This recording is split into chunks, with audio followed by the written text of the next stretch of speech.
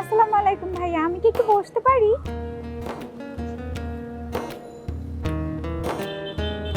ভাইয়া, কিছু মনে না করলে একটা কথা জিজ্ঞেস করি। জি বলেন। অনেকক্ষণ ধরে দেখছি আপনি এখানে একা একা বসে আছেন। আচ্ছা ভাইয়া, আপনার কি মন খারাপ কোনো কারণে?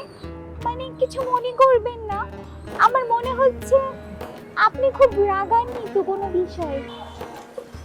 আসলে বউয়ের উপরে রাগ করে বাসা থেকে বের হয়ে গেছি। বউকে শিক্ষা না দেওয়া পর্যন্ত বাসায় আর যাব না। আহারে, আপনার কথা শুনে আমার অনেক খারাপ লাগছে। আপনার সাথে এটা খুব বড় অন্যায় হয়েছে। আমি যদি আপনাকে কোনোভাবে সাহায্য করতে পারতাম, কিছু মনে না করলে, আপনি যদি চান আমি আপনাকে সাহায্য করতে পারি। মানে আমার কাছে একটা বুদ্ধি আছে। কি বুদ্ধি? আপনি চাইলে আরেকটা বিয়ে করতে পারেন, বিয়ে করে ওনাকে বড় শিক্ষা দিতে পারেন। অবশ্যই অবশ্যই করব। আর একটা বিয়ে করব না, আমি 10টা বিয়ে করব। ওকে একটা শিক্ষা দিতেই হবে। তাই না? তাহলে একটা কাজ করেন না ভাইয়া, আপনি আমাকেই বিয়ে করে ফেলেন।